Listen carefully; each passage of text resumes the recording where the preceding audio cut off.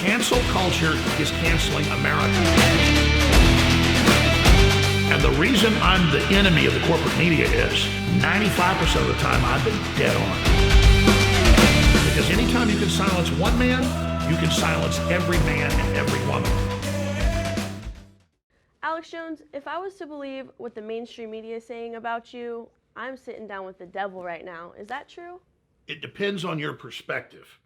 If you're a big multinational corporation that owns and controls slave camps inside communist China, where millions of Muslims, Christians, and Buddhists are worked to death in horrible conditions with forced abortions and one-child policies, then I am the devil. If you don't believe in the First Amendment or the Second Amendment, but if you believe in America, if you believe in justice, if you believe in a free press, if you believe in an open society that made our country so great and made it the envy and the model of the way the rest of the world should be, then I'm not the devil. I'm an American, I'm a father, I'm a patriot, but I'm also somebody who's made mistakes. And part of being an American and part of being a Christian is when you make mistakes, you own up to them. And that's something mainstream media should learn from, because they never admit their mistakes. In fact, they work on record to deceive and lie on purpose. How did you start your career in news and broadcasting? I didn't take the traditional route into media. In 1995, I was a very young man, and I saw things happening in my community and at college that were very un-American, very authoritarian, very tyrannical.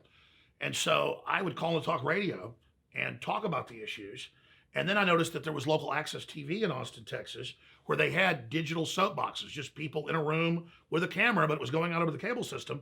And so I thought, hey, I better go down there, take the classes, learn how to run the show all by myself, hook up the lights, didn't have any crew, and then speak to the public and take phone calls unscreened on air. Do you believe that children lost their lives in the Sandy Hook shooting? I did question it early on. There was some bad information out there. I really believe that it might have been staged. Later, I learned that it indeed did happen, and I became remorseful and said on air that I believed it happened. And it was when I said that they went, oh, we've got him, and came after me. And so not only do I want the families to be able to heal and have us all heal together and come together, and please take my apology if I ever caused any hurt or pain.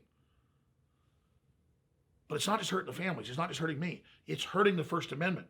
And they always use that example of, we've got to keep him banned. We've got to keep him offline. We've got to silence him. We've got to shut him down. That's why I challenge the media to cover this instead of saying Jones is sending people to harass the families. I never did it. I've never done it, and I'll never do it.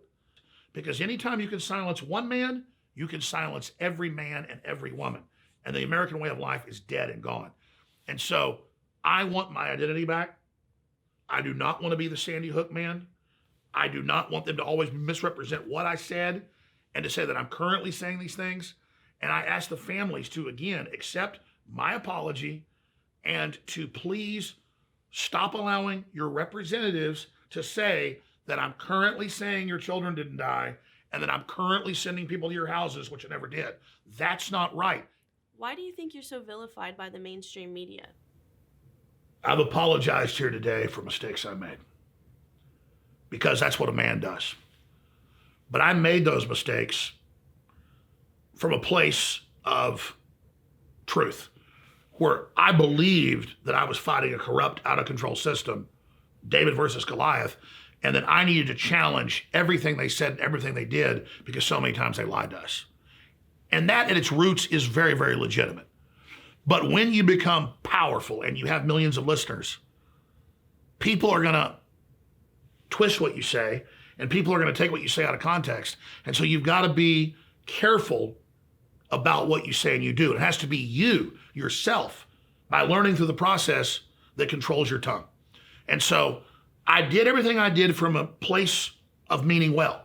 But now being older and having adult children, and going through a lot of things, I've learned life experiences, and I can see where I made major mistakes, but they were not done with intent to hurt people. They were not done with an intent to deceive.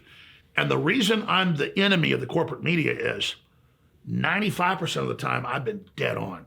And we've broken story after story after story before anybody else did. Big tech censorship, the Epstein pedophile rings, all the surveillance, globalism, world government, the Uyghurs in slave camps in China, the organ harvesting. There are hundreds of issues that millions of listeners tune in every day, and they know what we covered, and they know what we did, and they know that we did it from a place of really trying to make the world a better place.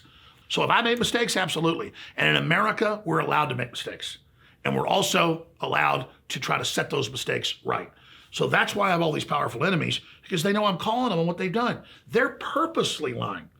We have the WikiLeaks, we have the documents. They're purposely twisting. They're purposely trying to turn Americans against each other when I'm trying to bring us together. So that's why I'm such an enemy of the establishment, is because they know I'm a true blue soul. They know I really mean well. They know that I'm very genuine and wear my heart on my sleeve and really don't have a filter. And it's that filter that they want to put on all of us so we don't really express who we are. Because it's that process of trial and error and that process of making mistakes that lets us grow. And it's that process that let us develop InfoWars. That's such an amazing organization, because it started out with no training and no institutional imprint put into it, but literally grew like a lily out of the Nile mud. And so it's something special. And it is the American dream, and I want to see it continue on. I want to see it be victorious. And that's why I thank everybody for their time today, and I challenge the mainstream corporate media to not just be Mockingbird repeaters, to not just be corporate lapdog PR firms, but to actually become real again, and then the people will trust you, and then they will love you. They know you're not perfect, but if you come at things from a position of truth and admit when you're wrong, we'll build a better world together.